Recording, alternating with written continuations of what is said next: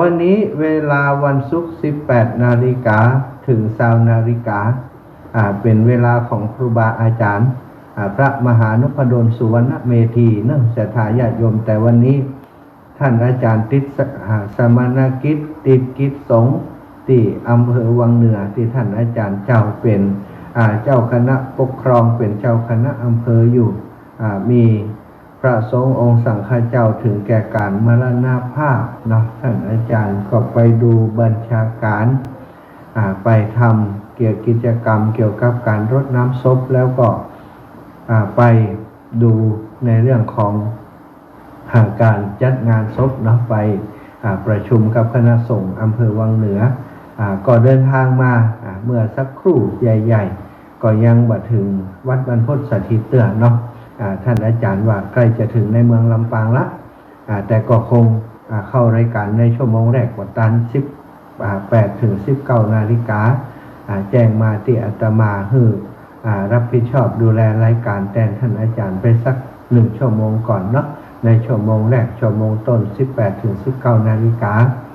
อาตมาภาพก็ขออนุญาตศรัทธาญาติโยมนะวันนี้ได้จัดรายการแทนครูบาอาจารย์อีกวันหนึ่งอีกครั้งหนึ่งเนาะแล้วก็กระเดียวชั่วโมงหลัง 19 ถึง 20 นาฬิกาก็จะได้พบกับท่านอาจารย์1 ชั่วโมงชั่วโมงแรกพบปะกันวันนี้ศรัทธาอีปออีแมททั้งหลาย วันที่5ขึ้นเดือน12แฮม4 ค่ำเนาะแฮม4 ค่ำพร่ำว่าเป็นวันพุธดียิ่งแล้วตรงกับวันที่5 ไสของแพ้วเดือนตุลาศักราชพระพุทธาได้2566พระวษาวันนี้เราได้มาพบปะกันในช่วงค่ำยามแลงหลายท่านหลายคนก็อาจจะยุ่งอยู่กับการเตรียมกับข้าวกับปลาอาบน้ำอาบท่าดูแลลูกหลานใครที่มีสัตว์สิ่งหิ่งห้อยเกี่ยเข้าหมูเข้ามาเข้าเป็ดเข้าไก่ว่ากันไปเนาะบางท่านก็อาจจะเรียบร้อยไปแล้วเตรียมตัวจะฟังน้ำฟังธรรมแต่การฟังธรรมทางสถานีวิทยุมันสะดวกไปอย่างหนึ่งศรัทธาญาติโยมเนี่ยยังอยู่ก็เปิดวิทยุไปฟังไปเนาะเมื่อค่ำยามแรงวันนี้ก็จะนำเรื่องราวเบาๆเป็นนิทานชาดกนิทานเกี่ยวกับเรื่องราวของพุทธสาวกทั้งหลายมาเล่าให้ศรัทธาญาติโยมฟังก่อนแล้วกันก็มีเหตุการณ์เรื่องศรัทธาก่อนที่จะนำเรื่องของพระสาวกมาเล่าสู่ศรัทธาฟังเมื่อค่ำยามแรงติวันที่ผ่านมาเนาะก็ได้เกิดเหตุการณ์ตีหน้าเศร้าสลดใจเกิดขึ้นกับชีวิตและทรัพย์สินของประชาชนของคนต่างกรุงเทพกรุงไทยไปแอวอยู่ดีๆเนาะห้างใหญ่ในกลางกรุงในใจกลางกรุงเทพมหานครชื่อว่าห้างสยามพารากอนหรือว่าพารากอนก็แล้วแต่มีส่วนใหญ่จะมีศิลปินหรือว่าชาวต่างชาติชาวต่างประเทศคนร่ำคนรวยหนุ่มสาวนะหนุ่มละอ่อนไว้หนุ่มเขาไปแอวกันเพราะว่าเป็นมีสถานบันเทิงอยู่แถวๆนั้นแล้วก็มีในห้างนั้นก็ถือว่าเป็นห้างติราคามีสิ่งของติราคาบอกพอสูงตัวใด กลุ่มนักท่องเที่ยวกลุ่มวัยรุ่นนะแล้วก็มีของแบรนด์เนมเยอะอิสระมีจึงมีคนติดไปแอวพลุกพล่านอยู่เป็นประจำทุกวันเป็นใจกลางของกรุงเทพมหานครสมัยก่อนเป็นห้องว่าสยามสแควร์แถวๆนั้นอยู่ใกล้ๆกันสยามพารากอนถ้าเหตุการณ์ที่ว่าน่าจะเกิดขึ้นก็เกิดขึ้นในขณะที่คนทั้งหลายกำลังช้อปปิ้งหรือว่าจับจ่ายซื้อของไปแอวไปนี่กันก็เกิดเหตุการณ์ก็คือมีเยาวชนวัยรุ่นคนหนึ่งอายุเพียง14 ปีใช้อาวุธปืนกราดยิงโดยบัดเลือกไปยิงคนที่รู้สึกว่าจะเป็นชาวต่างชาติถึง2 คนได้รับเพราะหลายคนก็ได้รับบาดเจ็บหลายคนนี้ก็ถึงกับเสียชีวิตไปก็เป็นเรื่องที่น่าเศร้าสลดใจเนาะกับเหตุการณ์ที่เกิดขึ้นเมืองไทยของเรากำลังอยู่ในช่วงที่เศรษฐกิจกำลังจะดีเนี่ย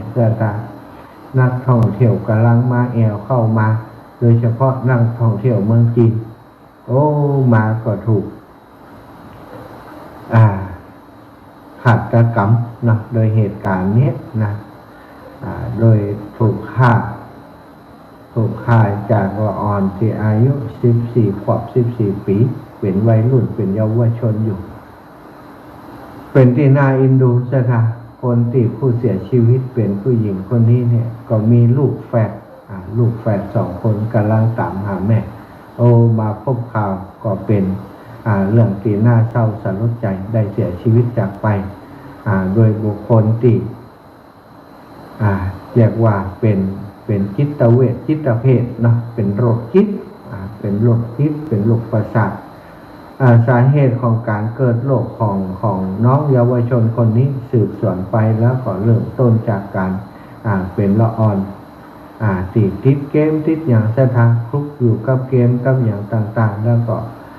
เลยต่อมาก็มีอาการทางจิตไปรักษาที่โรงพยาบาลเนาะสุดท้ายก็มาก่อเหตุดังกล่าวนี้เป็นสิ่งที่สร้างความเสียหายต่อเศรษฐกิจโดยแล้วก็เรื่องความรู้สึกความมั่นคงในชีวิตของและทรัพย์สินของประชาชนทั้งหลายบ่แน่บ่นอนแต่ชีวิตของคนเฮาซะทางแอวอยู่ดีๆใครจะไปคิดว่าจะมีเหตุการณ์อย่างอีเกิดขึ้นเนาะว่าจะมีเหตุการณ์อย่างอีเกิดขึ้นไปแอวอยู่ไปสนุกสนานอยู่เนี่ยเพลิดเพลินดูสินค้าดูอะไรอย่างอยู่กับเพื่อนกับฝูงแต่ก็ถูกยิงถูกฆ่าก็เป็นเรื่องมองอีกอย่างหนึ่งก็เป็นเรื่องของกรรมนะกรรมของเพื่อนจะมาถึงเวลานั้นจะมาถึงตรงนั้นถึงได้เกิดเหตุการณ์อย่างนั้นเกิดขึ้นบ่มีอย่างเกิดขึ้นโดยความบังเอิญสถานญาติโยมทุกสิ่งทุกอย่างมีเรื่องกฎแห่งกรรมอยู่เบื้องหลังเสมอแม้สมัยในก่อนพุทธกาลเนาะก็มีเรื่องอย่างเอี้ยเรามีอุบาสกคนหนึ่งที่เป็นคนที่มั่นคงในศีลธรรมไปวัดไปวาไปวัดโดยเฉพาะที่พระวิหารเชตวันเนี่ยไปวัดฟังธรรมไปปฏิบัติธรรมอยู่ตลอดไปช่วยงานในวัดในวาจนเป็นที่คุ้นเคยรู้จักมักคุณของทายกทายิกาและพระสงฆ์องค์สังฆเจ้าในพระวิหารเชตวันพระพุทธองค์ก็ทรงได้หันอยู่เป็นประจำแต่ว่าอยู่มาวันหนึ่งเนาะคณะที่ไปล้างหน้าอยู่ที่ล้างหน้าแปรงฟันอยู่ที่สระบุคลณีหน้าวัดพระเชตวันก็ถูกทำร้ายถึงแก่ชีวิตถูกบุกนะจ๊ะถูกบุกตายอยู่ที่หน้าวัดคนทั้งหลายก็ว่าคนดีขนาดนี้ทำไมถึงมาเสียชีวิตแบบนี้บ่สมควรเลยว่าบ่สมควรที่จะคือเป็นคนธรรมะธรรมโมอยู่กับวัดกับวาตลอดทำไมต้องมาถูกฆ่าทั้งที่บ่มีความผิดอย่างสักอย่างนะครับในชาตินี้ทำแต่คุณงามความดีทำไมถึงมาถูกฆ่าแบบทารุณโหดร้ายโดนบุกโดนตีจนเสียชีวิตอยู่ที่หน้าวัดพระเชตวันท่านเมื่อเรื่องราวโจทย์ขานไปพระพุทธองค์ทรงทราบว่ามีเหตุการณ์เกิดขึ้นแล้วก็มีการโจทย์ขานกันเรื่องนี้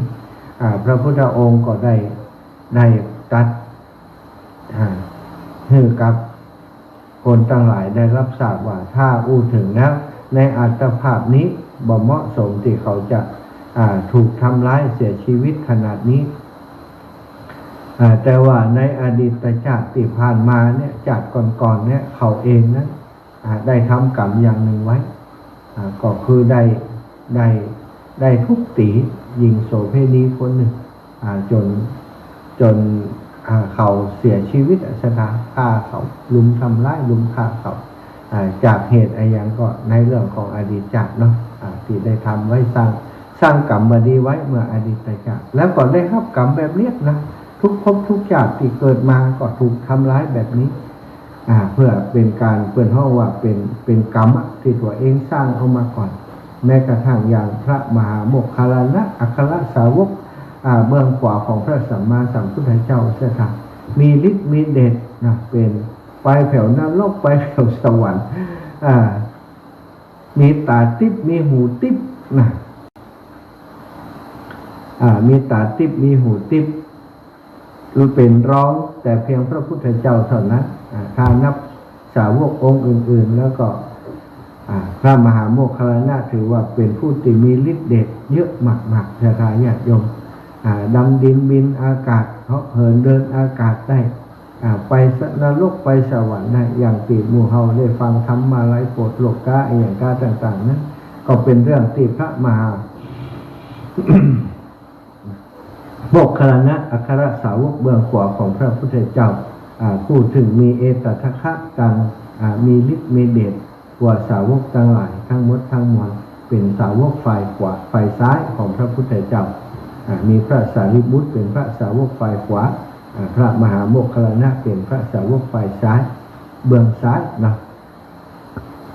ใครจะไปนึกศรัทธาญาติโยมว่าบั้นปลายในชีวิตสุดท้ายของท่าน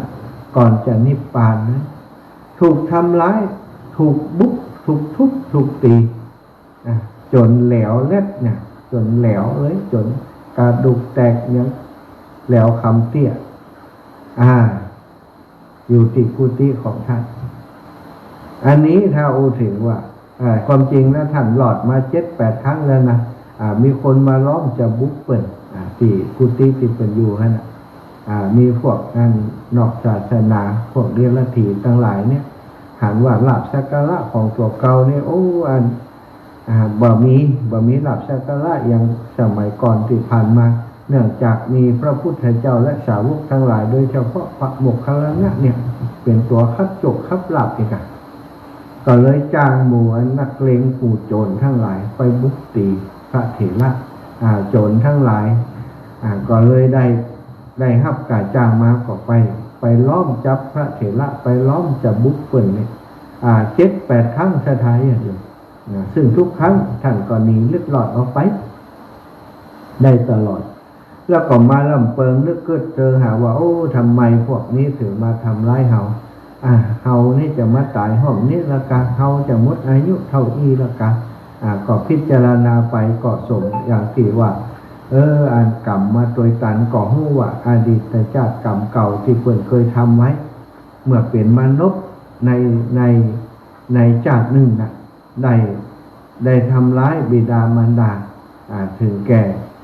การเสียชีวิตนะจะทายาทโยมไปตกนรกบกใหม่อยู่ในมรณะหกบ่ฮู้กี่จักกี่กับเนาะไปเสวยวิบากกรรมในมรณะหกเนี่ยแล้วพอได้มาเกิดมาเป็นมนุษย์ทุกจักก็ถูกทุบถูกตีแบบเนี้ยจะทายาทโยมทั้งหลายแต่บารมีของเพิ่นก็แก่กล้านะจนได้บรรลุธรรมเป็นพระอัครสาวกเบื้องขวาของพระพุทธเจ้าคนเฮาเนี่ยนะจะทายาทโยมมันบ่ใจแน่ใจนอนเฮามาขึ้นพอเถอะอย่างพระมหาโมคคัลลานะไปน่าเจืออย่างว่าในจากหนึ่งเนี่ยเพิ่นจะเคยฆ่าพ่อฆ่าแม่เคยฆ่าพ่อฆ่าแม่มาก่อนซึ่งเหตุการณ์ในเรื่องของการฆ่าพ่อฆ่าแม่ในสมัยนั้นก็มีเรื่องเล่าว่าท่านเนี่ยเป็นลูกคนเดียวลูกหัวใจลูกโตนของครอบครัวหนึ่งมีอาชีพทำไร่ทำนาเนี่ยซึ่ง ครอบครัวนี้เนี่ยบิดามารดาของท่านในสมัยนั้นเนี่ยเป็นชาวนาเนาะแล้วก็ปรากฏว่าต่อมาจากการทำนาก็ดีอย่างกรณีนี่ทำให้สองตายายเนี่ยสถานมีตาพิการเกิดจากอาจจะเป็นต้อกระจกก้าอย่างก้าต่างๆเนี่ยสถานตาเปิ่นพิการถึง2 เท่านะตาพิการพออย่างมหันก็มีลูกบ่าวอยู่คนเดียวโอ้ลูกบ่าวก็ทำให้ทำนาเลี้ยงพ่อเลี้ยงแม่อยู่ตั้งแต่น้อยถึงใหญ่เมื่อพ่อแม่เนี่ยการมาได้มนุษย์คนนี้ก็เลี้ยงเนี่ยทำการทำงานทำไร่ไถนารับจ้างอาบัติได้เงินได้ทองซื้อข้าวซื้อป่าดูแลพ่อแม่เป็นเด็กดีคนนึงเป็นมนุษย์เป็นเด็กดีคนหนึ่งต่อมาก็เมื่อเป็นวัยหนุ่มแล้วพ่อแม่ก็บอกว่าโอ้อีพ่ออีแม่ก็เฒ่าแก่มาแล้วลูกเองนี่ยังบ่มีครอบครัวตั้งเดียวอีแม่ว่าเปิ้งใจไปที่ไหนอีแม่จะไปสู่ขอฮึ่มมนุษย์คนนี้ก็บอกว่าโอ้แม่ ผมมาคิดเรื่องนั้นถึงวันนี้ขอได้เลี้ยงดูพ่อแม่ให้อยู่ดีมีกินมีอยู่มีกินกับพ่อละเรื่องครอบครัวผมบ่ได้ขึ้นละบ่เอาละมีก็ลำบากจะต้องมีหลายสิ่งหลายอย่างที่จะต้องเพิ่มภาระเข้ามาแหมบ่เอาละแม่ก็พยายามบอกคือแม่อย่างอีมาตลอดแต่ว่าพ่อแม่ก็บอกว่าพ่อก็แก่เท่าแม่ก็แก่เท่าแล้ววันหนึ่งก็จากเจ้าไปก็ตายจากไปเจ้าจะอยู่คนเดียวได้อย่างไรในวัยนี้ก็จำเป็นต้องมีครอบครัวขยันขยอแล้วก็ไปของานกุมาริกาคนหนึ่งมาเป็นลูกสะใภ้ก็มาอยู่แรกๆก็เข้าไม่ป่ามันเนาะปอเท่าแม่เท่าลูกสะใภ้ก็เป็นมาอยู่ไม่ก็ดีกับปอกับแม่แต่อยู่เมื่อเข้าเมื่อไปสถาญาติโยมชักจะเบื่อหน่ายชักจะก่ายจะจังต่อมารับใจพ่อแม่ของสามีซึ่งบางกรบ่เคยมีภาระอย่างอีกถ้ามีกับสามีอยู่ด้วยกันสองคนผัวเมียก็สบายอยู่นะบ่ต้องเนี่ยอย่างนักอันนี้ไหนจะเข้าป่าอาหารไหนจะเสื้อผ้าอาภรณ์ของพ่อของแม่ต้องซักต้องดูแลต้องอย่างให้เปิ่นแล้วก็คนเฒ่าก็ยังว่าหน้าตาก็บ่ดีบางครั้งบางทีเอาของไว้เกะกะของใกล้อย่างของใกล้ก็เป็นปัญหาให้ลูกไปนี่บ่ใครชอบหน้าพ่อเฒ่าแม่เฒ่าก็คิดหาทางที่จะกำจัดเปิ่นเนี่ยอย่างไรจะกำจัดเปิ่นก็การแก้งโดยวิธีต่างๆก็คิดแผนไว้ในใจว่าถ้าทำอย่างอีช่องสามีไปก็โดยวิธีการว่าทำว่าพ่อแม่นี่บ่เดียวนี่เลื่อนเอาของเอาอย่างเนี้ยไว้เหี่ยพึ่งกินข้าวกินปลานี่ก็ชกกระพกตกเหี่ยเลียลายไปเรื่อยลูกไปก็เป็นคนจัดการเองเปิ่นว่าสร้างฉากมาสถาญาติโยมเอาเข้าเอาอย่างนี้เหี่ยหลับตามเฮียนตามบ้านตามเฮียนเสื้อผ้าอย่างต่างๆของก็วางเกะกะไปหมด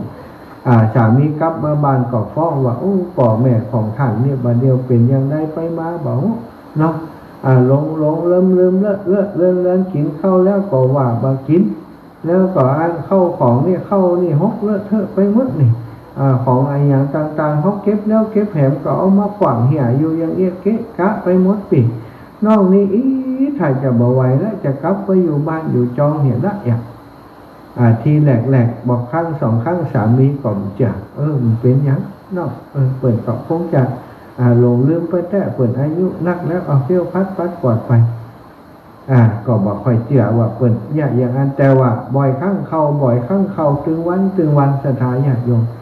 โดยการยุยงของงานเมียนะก็เลยหันว่าพ่อแม่เฮานี่บ่ไหวแล้วเมียก็ซุยติ๊กแล้วก็รู้สึกว่าเฮาบ่ไหวอิจจากการทำงานมันยังมีปัญหาเรื่องนี้อยู่ขึ้นไปขึ้นมาก็บอกว่าเธอบ่ต้องปากแหมละฉันรู้เรื่องที่ฉันควรจะทำมีอยู่วันหนึ่งก็เลยได้พ่อกับแม่ว่าพ่อแม่อยากพี่น้องเฮาอยู่บ้านปุ้นอยู่เมืองนี้เปิ้นอยากจะหาพ่อแม่อยากจะไปแอวหาเปิ้นก็เฮาได้ไปแอวหาเปิ้นเหมือนแล้วเนาะนี่ว่าจุพ่อจุแม่พ่อแม่พอได้ชื่อของญาติพี่น้องที่อยู่ต่างบ้านต่างเมืองก็อยากมากึดลำเปิงหาก็อยากจะไปแอวหาก็อยากจะไปแอวหาก็เลยบอกจะได้บอกใครไปว่าบ่อายใครไปใครหันป้ากันเมืองเขาจะเป็นอย่างไรของบ่ฮู้เนาะเนี่ยให้เนี่ยนาพอกินพอไว้ก็อยู่ดีสบายก่อนก็ถ้าลูกจะลูกว่างก็ว่างแล้วปอช่วงนี้ทำนาก็เสร็จแล้วก็จะป้าปอไปแอวอยากจะให้ปอได้พักผ่อนก็ปลาสองเท่าขึ้นล้อขึ้นเปลี่ยนไปสถานพอไปถึงกลางป่าก็บอกว่าพ่อกับแม่อยู่นี่เนื่องจะไปไหนนะรออยู่บนเกวียนบนล้อนี่ก็เอาควายเอาล้อมัดไว้นะครับเอางัวเอาควายติดล้อเทียมเกวียนไปนั้นผูกติดเกาไม้ไว้เดี๋ยวผมจะไปกันถ่ายเบาสักกำหนึ่งก่อนเนอะก็ออกไปไปเดินเข้าไปในป่าไปชักจำหลังสถาญาติโยมก็แต่งเป็นเสียงเหมือนกับเป็นเสียงคนอื่นทำเสียงใหญ่เสียงหยังออกมาขู่ ออกมาเป็นเหมือนกับว่าทำเหมือนกับโจรจะมาปล้นปล้นเอาสิ่งของที่อันในล้อในเกวียนท่านเข้ามาทำเอะอะทุกเรื่องทุกนี่นะศรัทธาญาติโยมแล้วก็บอกว่าทรัพย์สินมีที่ไหนเอามาให้หมดนี่ค่ะแต่งบัจจัยเสียงอันของลูกคนตะกี้นั่นแล้วทำเรียนเสียงเอกเรียนเสียงเป็นเหมือนกับโจรเนี่ยเข้ามาโอ้พ่อแม่พอได้ยินว่าโจรมาปล้นจะเอาทรัพย์สินเงินคำอย่างนั้นก็บอกว่าโอ้เขาก็มีทรัพย์สินอย่างว่ามีทรัพย์สินอย่างนักเขาเป็นเจ้าให้เจ้านายจะไปยะเขาจะไปยะเขาก็กระนำบุกป่อบุกแม่ติ๊กพ่อแม่คณะที่ถูกบุกก็บอกว่าลูกหนีไปวะน่ะบอกมานกคนนั้นลูกหนีไปเนอะจะไปมานี้จะไปมานี้โจรมันกำลังจะฆ่าพ่อฆ่าแม่มันบุกพ่อบุกแม่เขาก็กระนำทุบตีพ่อแม่จนขาดใจตายคาที่วัดสถานอย่างนี่บุพกรรมเรื่องนี้นะสถานญาติโยมบุพกรรมที่ได้ทำบาปนักเนี่ยถึงกับได้ฆ่าพ่อฆ่าแม่ก็ทำให้ท่านได้ไปตกนรกมกใหม่อยู่ในนรกอเวจีบ่ฮู้กี่ขุมบ่ฮู้กี่ภพกี่จัดนะสถานหลายแสนกับอีกนะเนาะไปทรมานอยู่ในนรกเพราะว่าการฆ่าพ่อฆ่าแม่เป็นอนันตริยกรรมกรรมนักไปตกนรกมาเป็นเปรตเป็นอย่างแฮมบ่ฮู้กี่จัดก็จะได้มาเป็นมนุษย์สร้างสมบารมีมาแต่ว่าทุกภพทุกจัดที่เกิดเป็นมนุษย์เนี่ยก็จะถูกทำร้ายอย่างนี้ชาติที่เป็นพระมหาโมคคัลลานะนี่ก็คือชาติสุดท้ายสถานลองขึ้นพอเป็นชาติที่500ที่ท่านโดนบุกโดนตีแล้วก็โดนฆ่าไปโดยอย่างทรมานถ้าถึงว่าในชาตินี้เนี่ยท่านพระมหาโมคคัลลานะสมควรจะโดนทำร้ายหรือว่าโดนฆ่าแบบนี้ก็บ่สมควรเพราะเปิ่นสร้างคุณงามความดีมาตั้งแต่น้อยถึงได้เป็นพระอัครสาวกเบื้องซ้ายของพระสัมมาสัมพุทธเจ้าสร้างสมแต่คุณงามความดีมาโดยตลอดแต่ก็วิบากกรรมเก่าที่เคยทำไว้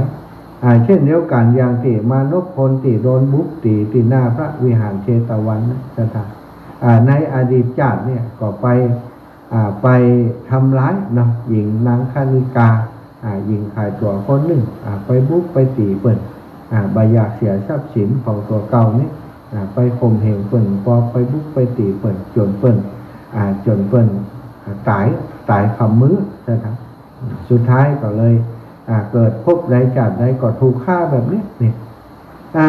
กรรมนะเวรกรรมที่สร้างไว้ที่ทำไว้บอกว่ากรรมนักกรรมน้อยศรัทธาญาติโยมเขาทำสิ่งใดไว้เขาก็ต้องรับผลสิ่งที่เขาทำไว้ทำความดีวิบากหรือว่าผลก็จะเป็นความดีเป็นความดีคนที่ชอบฮือตานคนที่รักษาศีลคนที่ปฏิบัติธรรมมาโดยตลอดก็ได้รับผลจากการกระทำของตัวกรรมคนที่ควรสร้างสมปุญญาบารมีทานะบารมีศรัทธาญาติโยมเคยได้ฟังในที่ครูบาอาจารย์เปิ่นนำมาเล่าเปิ่นสร้างบุญอย่างอันสร้างบุญอย่างอีเกิดมาจากนี้ก็เลยได้มาเสวยความสุขได้เป็นราชามหากษัตริย์ได้เป็นอุบาสกอุบาสิกาของพระพุทธเจ้าเป็นเศรษฐีเป็นพ่อเลี้ยงยังคำในบ้านในเมืองนั้นทรัพย์สมบัติมีจับจ่ายใช้สอยอย่างบ่ขาดก็โดยผลบุญที่เปิ่นสร้างสมมาก่อนส่วนใดเป็นบุญเขาก็รับส่วนเป็นบุญไปส่วนใดที่เป็นบาปเป็นกรรมศรัทธาญาติโยมติดสร้างบาปสร้างกรรมไว้ถามว่าทำบุญแล้วบาปกรรมนั้นจะหายไปก่อนมันบาปทดแทนมันบาปสามารถจะไปไถ่ถอนกันได้ซะทันส่วนที่เป็นบุญเขาก็รับผลเป็นบุญเขาก็ได้รับผลนั่นอยู่แต่ว่าจะเอาไปแก้ไขที่สร้างบาปไว้เนี่ยบ่ได้มันไปแหลกกันมาได้ส่วนที่เป็นบาปก็เสวยวิบากเป็นบาปเป็นกรรมไปเนาะคนทั้งหลายพระพุทธองค์เปิดจึงทรงตรัสว่ากรรมดำทั้งหลายกรรมชั่วทั้งหลายอกุศลกรรมทั้งหลายจะไปเนี้ยเลยจะไปทำเลยเพราะว่าทำแล้วเนี่ยวิบากหรือว่าผลของมันเป็นความทุกข์นะครับ เป็นความทุกข์ที่จะเกิดขึ้นกับเราเสวยวิบากเป็นความทุกข์จะถูกทรมานในชาตินี้ก็ได้รับความทุกข์ใจบางทีอาจจะถูกทรมานในชาตินี้เนี่ยอย่างคนที่ไอ้น้อยอายุ14นี่ไปฆ่าเปิ่นโอ้มาเดียวก็ยังได้หัวจะท้ายญาติโยมเนาะคนที่เปิ่นสูญเสียเห็นว่าจะฟ้องเปิ่นฟ้องแล้วอีกคนที่มีเป็นนายจ้างของชาวพม่าเนี่ยก็ฟ้องจะเป็นละออนกระจ้างจะเป็นนั้นถึงจะเป็นโรคจิตโรคหยังกระจ้างแต่คุณฆ่าคนตายลูกคุณฆ่าคนตายคนนี้ก็จะต้องได้รับโทษก็บอกว่าตามกฎหมายคนจะว่าอย่างไรกฎหมายว่าอย่างไรก่อนแล้วแต่ว่ากฎแห่งกรรมเนี่ยบาน้อยๆนั้นมันได้รับวิบากกรรมแน่นอนมันจะเป็นโรคจิตแบบลูกจิตก็จังกรรมที่มันทำเนี่ยเกิดจากไหนมันก็จะถูกเพิ่นทำมันเหมือนกันแม้กระทั่งจากนี้อาตมาคิดว่ามันจะหลอดถ้ามันเข้าไปอยู่ในคุกในตารางนี่มันจะหลอดตีนไปที่ไหนอีกด้วยนะมันจะโดนยำบันไดเนาะจิตหมอมึงเจ็บแน่เข้าไปนี่คือสร้างกรรมไว้พ่อแม่ผู้ปกครองก็บอกหูจะว่าอย่างไรเนาะละอ่อนยุคนี้สมัยนี้ละอ่อนมันบอกค่อยฟังพ่อฟังแม่ศรัทธาญาติโยมแล้วก็ไปติดเกมเนาะเริ่มต้นจากติดเกมติดอย่างถามว่าไผให้มันได้ติดเกมนะบางครั้งบางทีก็สืบสาวยาวเหยียดไปถึงพ่อถึงแม่เพื่อเลี้ยงลูกด้วยการที่ประเคนคือเขาลูกใครได้อย่างเอาฮื้อโบดเนี่ยอย่างเงี้ยมันก็เลยกลายเป็นปัญหาของสังคมมาหลายรูปแบบด้วยกันนะศรัทธาญาติโยมในปัจจุบันนี้เราจะได้ยินว่าบางครั้งบางทีเนี่ยแม้กระทั่งลูกเต้าเนี่ยที่พ่อแม่เลี้ยงมาเนี่ยฆ่าพ่อฆ่าแม่ฆ่าตาฆ่ายายฆ่าคนที่มีบุญคุณต่อเขาเพียงแต่คัดใจอย่างละอ่อนประเทศจีนเนี่ยศรัทธาฮักคอยายโอ้ลำไปพอมีคนถ่ายภาพ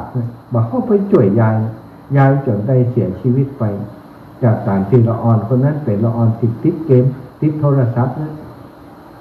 สุดท้ายก็ฆ่ายายแล้วก็ได้ข่าวว่าโทษถึงกับประหารชีวิตนะละอ่อนคนนั้นตัวแล้วก็ละอ่อนคนที่ถ่ายคลิปตัว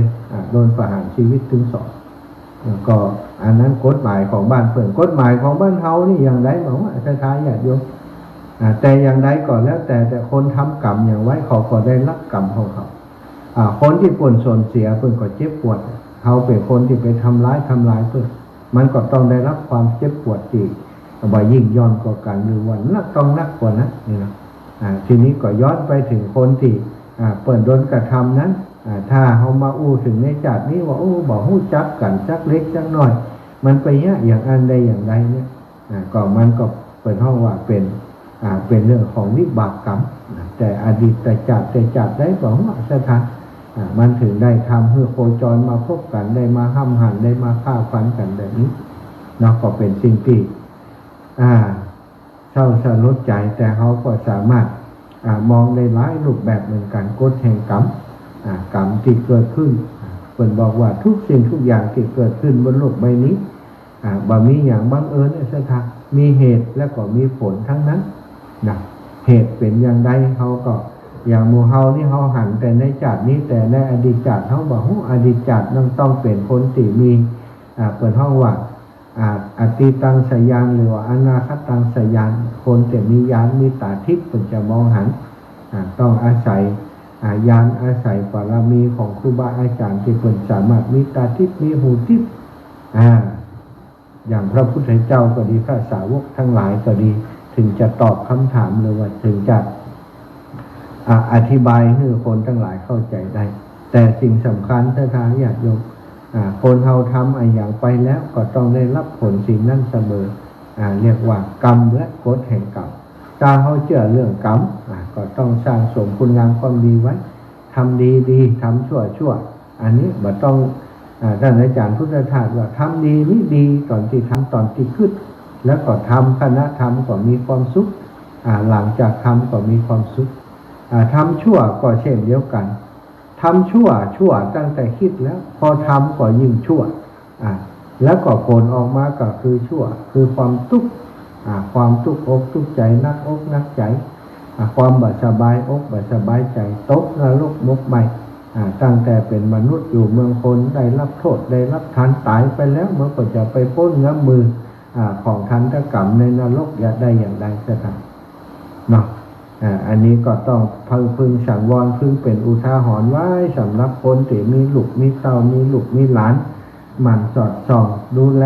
เขาจิตเนาะพยายามอบรมโดยการกระทำให้ดูอยู่ให้หันปาเขาไปวัดไปวาฟังน้ำฟังธรรมจะไปปล่อยเขาหากุศโลบายที่จะกล่อมเกลาลูกหลานไว้พ่องจะไปปล่อยเขาเต็มสบายตามสบายย้ายขอตั้งจิมเติมเน็ตจะเล่นเกมบางคนก็ต้องเอาหื้อลูกหื้อหลานไปทำถามว่าเมื่อเขาสนองเขาหื้อเขาไปแล้วโดยความฮักเขาแต่สิ่งความที่เขาว่าเขาฮักเขาหื้อเขาไปแล้วมันไปทำร้ายเขาจะทำอย่างนี้ถือว่าปัจจัยความฮักตีถูกต้องตีปู่ย่าตายายหรือว่าคนทั้งหลายจะฮือกับลูกหลานเยาวชนของเราเนาะเรื่องอย่างนี้เขาจะปล่อยปะละเลยจะปล่อยให้สังคมมาแก้ไขให้คนอื่นมาจัดการให้เฮานี่ก็คงเป็นเรื่องยากสะทายปล่อยแม่ทั้งหลายเรื่องในครอบครัวเรื่องของลูกของหลานของเฮาเนี่ยควรที่เฮาจะต้องได้หาวิธีมาแก้ไขมาดูแลมาช่วยกันเราหากุศโลบายต่างๆมาช่วยกันแก้ไขเฮาไปนึกย้อนถึงสมัยก่อนคนเฮาไปวัดไปวานี่เปิ่นป้าหลานฮื้อลูกฮื้อหลานหอบผ้าหอบผ่อนไปส่งที่วัดที่วาเนี่ยถือตะกร้าถือซ่าถือหยังไปจ่วยไปวัดไปวาแต่คนสมัยนี้นี่บอกค่อยป้าลูกหลานไปแล้วก็ลูกหลานส่วนใหญ่ก็คือบางครั้งบางทีเขาก็อยู่โรงเรียนเหี่ยไปโรงเรียนเหี่ยมีกิจกรรมของเขาไปเองก็ได้ฉะนั้นปฏิสัมพันธ์ต่อคนในครอบครัวมันเลยห่างเหินกันไปคนในยุคสมัยนี้อยู่เป็นโลกส่วนตัวกันไปนักในบ้านหลังหนึ่งเนี่ยปอกก็มีโทรศัพท์เครื่องแม่ก็มีละโทรศัพท์เครื่องย้ายก็มีเครื่องลูกหลานก็มีคนเครื่องถึงเวลามากันนั่งคนละแจง อยู่คนละห้องนั่งคนละแจงมีโลกส่วนตัวของภัยของมันบ่ได้บ่ได้จ่าบ่ได้สนทนากันแทบจะบอกฮู้ความเคลื่อนไหวของกันและกันเลยนะครับอันนี้คือสิ่งที่ในยุคโลกยุคปัจจุบันนี้สิ่งเหล่านี้เป็นปัญหาของสังคมเนาะจะทาทั้งหลายเป็นปัญหาของสังคมทุกระดับชั้นนะละอ่อนนี่ก็ตั้งแต่ชั้นอนุบาลขึ้นมาป .1 ป .2 บ่ค่อยมีสมาธิในการเรียนละไปเล่นเกมเหี่ยไปนักเล่นเกมละอ่อนนี้เมื่อก่อนนี้ดูการ์ตูนก็สุดยอดแล้วเนาะติดการ์ตูนนี่ยังบ่อันตรายต่อติดเกมนะจ๊ะติดเกมแบบเดี๋ยวนี้เกมบางอย่างมันรุนแรงมันฆ่ากันเกมฆ่ากันฆ่าคนใดหนึ่งคนใดคะแนนต่ออันต่ออีอ่ะจ๊ะมันก็เลยกลายเป็นว่าเอาชีวิตจำลองเอาการฆ่าจำลองเนี่ยที่ในเกมในอย่างมาเอามาทำในชีวิตจริงเนี่ยอย่างที่เนี่ยอย่างที่เขาเนี่ยมีเยาวชนเนี่ยมันก็ติดเกมเรื่องฆ่าเรื่องฟันเนี่ยสุดท้ายเนี่ยโยมฆ่าในเกมมันมีปัญหาหรอกมันได้แต้มได้คะแนนหรอกแต่ฆ่าตั้งนอกนี่ก็ติดคุกติดกรอบติดตารางอย่างนี้เป็นสิ่งที่สังคมทุกวันนี้เรื่องนี้คือเรื่องที่น่าเป็นห่วงที่สุดสุดท้ายทั้งหลายเนาะมีลูกมีหลานช่วยกันพอดูแลเน้อลูกไผ่ลูกมันหลานไผ่หลานมันหาทางหาโอกาสให้เขาได้มีกิจกรรมร่วมกับปู่ตาน้าลุงปู่ย่าตายายศรัทธาเท่าแก่อีพ่ออีแม่มีอย่างดีๆก็ก็บอกก็สอนเขาพยายามมีกิจกรรมกับลูกกับหลานใจเขาเนี่ยนั่นเนี่ยนี่โดยของมีรางวัลเวลาเขาทำการทำงานช่วยเขาเนี่ยดึงเขาออกมาจากชีวิตที่มกมุ่นอยู่กับการเล่นเกมกายอย่างการฮือใดเนาะถ้าใครมีปัญหาเรื่องนี้ก็ต้องหาทางช่วยกันปรึกษาหารือในครอบครัวก็ควรจะมีปฏิสัมพันธ์ต่อกันได้ได้จากันได้สนทนากันอย่างต่อเนื่องจะไปปล่อยเรื่องนี้ว่าเป็นเรื่องของใครของมันนี่นะจะทายาทโยม มันก็จะเกิดปัญหาอย่างที่ถึงเวลามาปุ๊บเขาก็แก้ไขยังได้เนาะอันนี้ก็เป็นปัญหาของคนที่ทำก่อเหตุการณ์จลาจลก็ว่าได้เนาะเหตุการณ์ที่ว่าดีขึ้นที่กรุงเทพมันก็มีผลกระทบเป็นบทเรียนเอามาให้คนทั้งหลายได้ช่วยกันคิดช่วยกันแก้ไขนี่ก็มันบัจจัยลูกหลานเขาก็จริงสถาแต่ว่าเขาอยู่ในสังคมเดียวกันบางครั้งบางทีนี่ภาวะจิตใจลูกหลานเขาก็บัต่างกับเด็กคนนี้ที่กำลังเป็นข่าวนี้เหมือนกันนะเนาะก็ต้องดูเรื่องราวอย่างนี้แล้วก็หันกลับมาดูตัวเขาดูครอบครัวของเขาว่าโอ้ถ้ามีเรื่องดูแล้วสถานการณ์มันจะกว่าจะเป็นอย่างนี้ไปหน้าก็หาทางเนาะหาทางช่วยกันขอคอยดูแลเนอะโอ้วันนี้อูจากันเรื่องนิทานธรรมบทนิทานเกี่ยวกับเรื่องราวของพุทธสาวกทั้งหลายลวดมาถึงเรื่องนี้เนาะเรื่องของเหตุการณ์ในกรุงเทพกรุงไทยก็เพื่อจะให้ศรัทธาญาติโยมได้ตระหนักเนาะถึงเรื่องกรรมและกฎแห่งกรรมระวังช่วยกันระมัดระวังทำให้สังคมของเรามีสันติภาพมีสันติสุขชั่วโมงนี้อาตมาก็คงจะเปิดโอกาสให้ศรัทธาญาติโยมได้โทรมาอุมาจาก่อนจะโทรมาอุมาจาวันนี้อนุโมทนากับแม่ย่าคำป้อวงสุภาคำป้อนะคำป้อนี่โอ้คำเปิดมีนักเนอะมาป้ออยู่ทีเดียวเนี่ยแม่คำป้อวงสุภาอายุ91อย่าง92แล้วโดยการลูกบ่าวเป็นปามาท่านพันเอกสมคิดโยมสบายพรเนาะอยู่ไปเปิ่นวงสุภาได้ปาโยมแม่เปิ่นมาเอวหาที่วัดบรรพตสถิตมาร่วมบุญกับซื้อเก้าอี้ถวายวัดบรรพตสถิต2 ตัวเนาะแล้วก็กระเบื้องแฮม4 แผ่น 5 แผ่น 6 แผ่นกระเบื้องแฮม6 แผ่นแล้วก็โยมแม่สุมาลีศรีชัยตันรวมจะเป็นเจ้าภาพเก้าอี้1 ตัวแล้วก็กระเบื้องแฮม2 แผ่นอนุโมทนาบุญกับทั้ง2 ครอบครัวเน้อเจริญปอนโยมแม่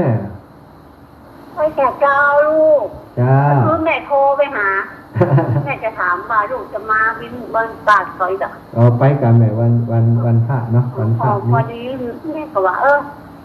วันเสาร์จังวันพระวันเสาร์จังไหนตอนสุดท้ายแม่จะโทรไปหาลูกลูกไปเลยติดมือถือวะอันช่วงเวลาอันจัดรายการแล้วมันนึกแล้วครับจบไปอย่างนั้นทำปิดนี่เดี๋ยวคนนั้นโทรมาเดี๋ยวคนนั้นมาได้ภาพแจ็คเสียโอ้ยน่าสาลูกเนอะที่มีลูกนะลูกจะตู้บุญรักษาแม่เหมือนกันนะวันที่7เจอกันเนาะจ้าแม่วันที่7วันเสาร์เจอกันสาธุจ้าไปบิณฑบาตปกติเนอะวันพระจะไปบิณฑบาตที่บ้านโถกหัวจ้างบ้านหัวโถกบ้านหนองห้าเนาะบ้านหนองห้าก็เป็นเส้นทางที่ไปบิณฑบาตตอนที่อยู่อุทยานธรรมพระสุนทรมุนีศรัทธาญาติโยมเพิ่นก็ว่าโอ้อาจารย์มาอาทิตย์หนึ่งมาสักวันเด้ออีน่ะก็เลยว่าอาทิตย์หนึ่งก็คือ7 วันมันมีวันพระเนาะศรัทธาทั้งหลายก็เลยเลือกว่าทุกวันพระจะไปบิณฑบาตที่บ้านโถกหัวจ้างแล้วก็บ้านหัวโถกบ้านหนองห้าเนาะเจริญปอนแม่ไม่ใช่เจ้าเดี๋ยวพันก็แล้วนะเจ้าเหมือนแรกว่าได้โทรหาเจ้าวันที่9นี่มาแอวก็วัดวุญญวัดวันที่9ป้าพี่น้องบ้านนั้นหัวฝายเนอะมันถุงฝายก็หัวฝายก็ถุงฝายมันถุงฝายป้าเพิ่นมาแอววัดวุญญวัดกะมาร่วมบุญกับอันครูบาอาจารย์ที่เพิ่นจะไปคารวะศพหลวงปู่ครับนี่แม่ก็จะไปแม่จะขึ้นรถแล้วสาธุจ้าป้ากันเนอะสาธุบุญรักษาเจ้าแม่เจริญปอนอีแม่สุขคำป่าแล้วเจ้าลูกถ้าถึงวันที่9แม่จะเอาสตังค์ไปพร้อมประเด็นเป็นทำกับข้าวเลยเด้อเจ้าอีแม่จะแม่ ไปน้องว่ากับเรยูอาร์แชมป์กับเรยูเนี่ยแม่ทำกับได้แม่จะตั้งไปน้องบนทำกับเขาไปเด้อโอ้สาธุอนุโมทนาบุญอีแม่มาเป็นแม่เย็นแม่จะไปแม่จะหารถไปจะตอนจะมูหารถไปได้คนเดียวอีนะอ๋อดีกะจะได้มาหลายคนเข้าอย่างนั้นแม่จะเอาสตังค์ไปน้องไปเย็นเอาเด้อเจ้าอีแม่สาธุบุญรักษาขอบคุณอีแม่หลายๆเน้อสาธุช่วยกันคนเล็กคนน้อยเนาะโอ้วันนี้ชดไปแถวเชียงใหม่บุญกันฮะชดไปเชียงใหม่โอ้แม่เราคนเชียงใหม่แต่กะวันนี้ขึ้นสีขาวตัวลูกวันนี้นะเจริญพรแม่แก้วกันทะว่างไม่แตกเจ้าฟังอยู่เด้อฟังอยู่กาฟังนักเด้อเดี๋ยวฟังต่อนะท่านอาจารย์มหาฟังวันนั้นโทรหากับป้าห้าพี่น้องโอ้ล่ะโอ้แต่ว่าลูกเราโอ้จะกลางบ่คือเลยอ่ะเจ้าอีแม่แต่ว่าเพิ่นโทรหาอยู่แม่หลังยากระทบหาแต่คนนี้ว่าจะโทรก็ไม่ได้โทรจะกรรมโคนมาหลายเนาะเจ้าคนมันหลายคนมันหลายคนคือหลายแต่ตอนแม่โอนแล้วเด้อดีใจแม่แบบแก้โอนเนี่ยเนาะอีปอดสบายดีแม่สบายดีเจ้านั่งงั้นเดี๋ยวนี้คืนบนบ้านแล้วกันนอนข้างล่างนี่อยู่บนนั้นยันเจ้าอยู่นักการลุงอ่ะจะลูกมาขึ้นเนี่ยจัดตัวบุญรักษานะแม่นะอยู่ดีมีสุขพุ่นกระทาญาติโยมนี่พี่น้องจอมตองพุ่นนี่นะเชียงใหม่จอมตองเนอะโยมแม่วินนาจาราแจ้งความมามีอะไรติดต่อมาได้เลยแม่วินนาจาราแม่วินนาจาราแม่ยังก็แม่พัดอีกครับใช้เมืองชื่นแม่พัดใช้เมืองชื่นหายไปเมืองนะไม่ยากโยมแม่กับแก้วสีอินแก้วไม่ต่อเจ้าแม่มาออกเจ้าวันนี้เปิดวันนี้แทนท่านอาจารย์นี่แม่ท่านอาจารย์พระมหานพดลเดียวชั่วโมงหลังท่านอาจารย์จะออกแม่เปิดแม่ถ้าแม่ตุ๊กแบบมีรถไปบอกเด้อว่าแม่กับแก้วจะเอา2 แถวไปโอ้ดีโอ้ดีกะแล้วเอิ้นบอกแม่ตุ๊กแล้วแม่แบบมีเปิดแม่ตุ๊กมาว่าถ้ามีคน2 คนเอิ้นเด้อรถยกแม่มี5 คนนั้นนะเจ้าโอ้สาธุเนาะแม่แม่ย่าแม่สุขคำป่าแล้วเนอะถ้าจะว่าจะไปโดยโยมแม่กับแก้วสีอินแก้วบอกให้อีน้องมันติดต่อมาที่อาตมาก็ได้น้องก้อยเนาะอีลาก้อยติดต่อมาตั้งเพศก็ได้แต่จะให้เบอร์โทรโยมแม่กับแก้วสีอินแก้วให้เนาะแล้วก็แม่นิตยาปินตาคำพยายามติดต่อมาไม่ติด แม่วินนาจาราแม่พัดชัยเมืองชื่นแม่ศีลาพี่น้องตังนาจาราเนอะต้องช่วงนี้ถ่ายเฮ็ดออกนักกะนาจารานี่รับปิงเนาะหลายท่านหลายคนเอาภัยจะมาร่วมกาลวะศพของหลวงปู่พระเดชพระคุณหลวงปู่พระราชธรรมาลังการเนอะจะทายาทโยมวัดบุญญาวัดวิหารก่อนวันที่9นะวันที่9นัดหมายกันเจริญพรแม่นิตยาปินตาคำวันนั้นนะอันโมขันมหาธิพระที่ต่างจังหวัดจะมารวมตัวกันที่ลูกเจ้าทั้งหมดนั่นน่ะสาวสองเจ้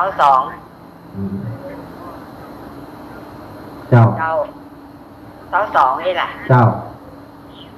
แม่จะฝากของไปท่านมหาที่วันมาบิณฑบาตไหนแม่ไปมาได้เนี่ยมันเหมือนมีไปบ้าไปน่ะรถกับว่ามีเจ้าเดี๋ยวซื้อรถตู้ไว้สักกันก่อนครับได้ก่อนนั่นแหละครับไว้มาขับเนาะแม่จะถ้าท่านมาบิณฑบาตแม่จะพาไปวันนั้นเนาะได้กัน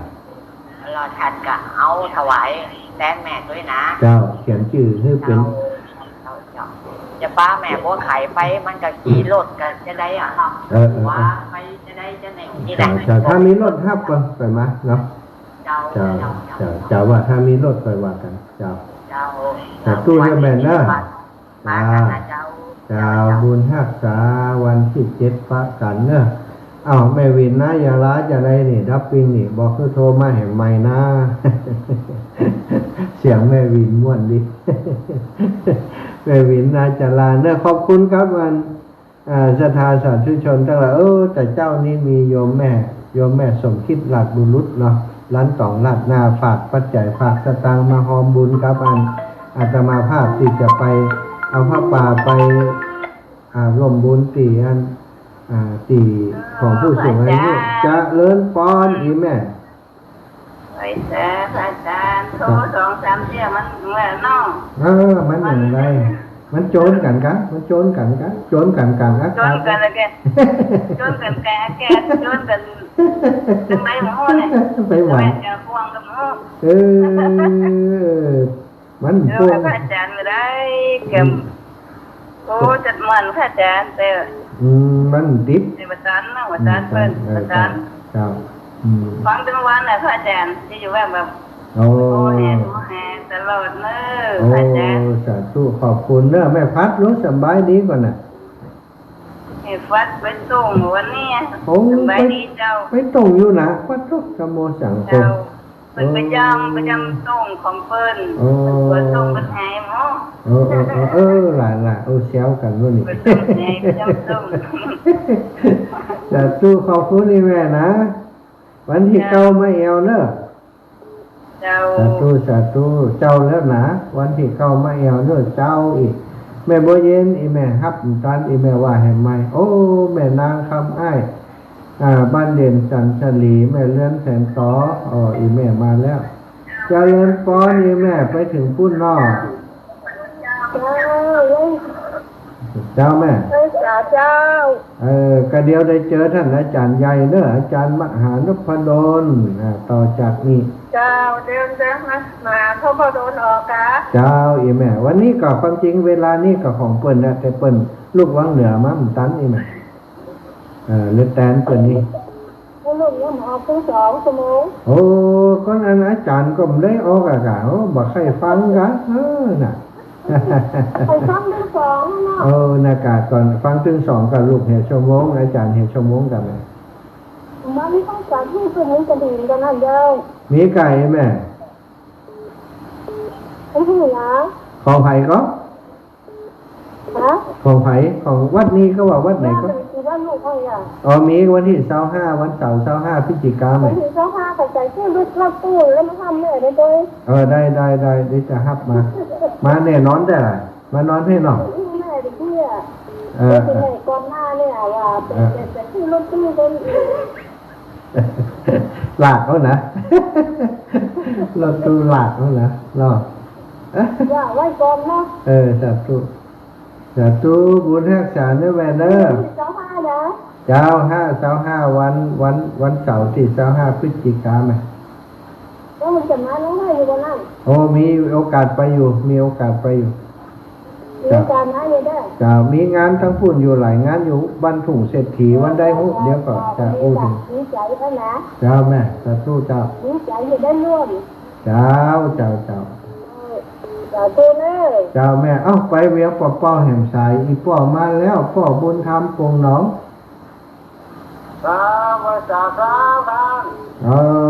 จะเลิศปอนอีป่อสบายดีเนาะครับสบายดีครับน่ะสบายดีก่อนดีตลอดครับขอบคุณไปเวียงป่อมได้ป้ามป่อนี่ม่วนใจเนี่ยวันนั้นถุงเศรษฐีนี่ก็จะไปอันรวมมันกระถิ่นได้เปิดอยู่นี่ก่อนจำได้วันที่15ก็อย่างถุงเศรษฐีสาธุป่อนะเดี๋ยวฟังตอนเนอะเจอกับท่านอาจารย์พระมหานพดลต่อป่อสาธุโยมแม่มาบ่ล่าบ่ลุนเนอะเวลาหมดเวลาเจ้าเจริญก่อนออกรายการกันเดียวท่านอาจารย์จะออกต่อเนอะฟังต่อเนอะหน้ากาเดี๋ยวเปิ่นอูละเราไปฟังโทรเถอะนะโทรท้ายๆบุญนะจัดตู้บุญฮักษาอีกไหมศรัทธาทุกท่านทุกคนเนอะสำหรับเวลานี้เวลาอาตมาหมดแล้วก็เดี๋ยวฟังจากครูบาอาจารย์ท่านอาจารย์พระมหานพดลสุวรรณเมธีเนาะก็เมื่อค่ำยามแรงนี้ก็ขออำนวยพรให้ท่านเจ้าทั้งหลายอยู่ดีมีสุขเด้อ จัตตารโอธัมมาวัฏันติอายุวันโนสุขัง